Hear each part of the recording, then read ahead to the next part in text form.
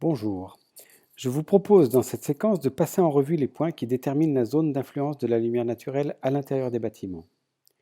Dans un local donné, cette zone est directement liée à la hauteur du vitrage. Pour les territoires ultramarins, on peut considérer que la zone d'influence majeure, c'est-à-dire celle dans laquelle le recours à l'éclairage artificiel est minime, cette zone donc correspond grosso modo à la distance entre le sol et le point le plus haut du vitrage augmenté d'un tiers. Si l'on double cette distance par rapport à la façade, on se trouve alors dans une zone dite d'influence sensible, c'est-à-dire une portion d'espace dans laquelle le recours à l'éclairage artificiel est intermittent.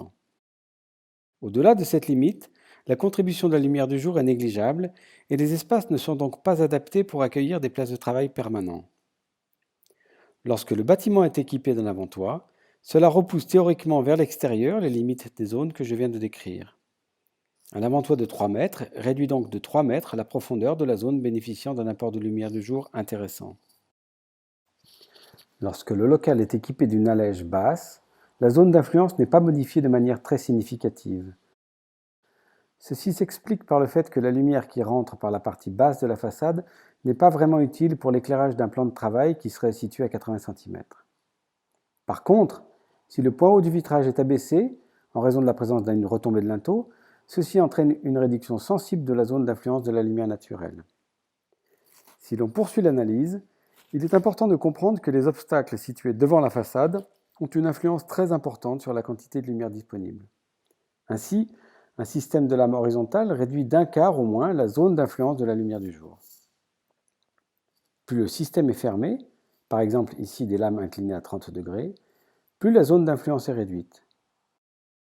Si en plus les lames sont constituées d'un matériau sombre, cet effet va être accentué du fait de l'absorption de la lumière. Un dernier point que j'estime important concerne la nature du vitrage. Lorsque le verre est teinté, la quantité de lumière transmise et donc la zone d'influence sont réduites en proportion du facteur de transmission. Avec un verre teinté laissant passer 40% de la lumière incidente, on va réduire très nettement les dimensions de la zone dans laquelle on pourra placer les postes de travail. Plus le verre est sombre, plus la réduction est importante. Dans l'exemple présenté ici, un verre avec un facteur de transmission de 20% entraîne une division par 3 de la zone d'influence par rapport au cas de base initial. Pour conclure cette séquence, je dirais que si l'on veut maximiser la zone d'influence de la lumière du jour, il faut absolument s'assurer que 1. La limite supérieure des ouvertures soit le plus haut possible.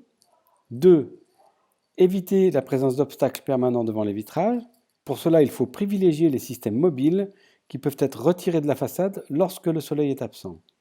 Enfin, 3. Éviter de mettre en œuvre des vitrages trop sombres.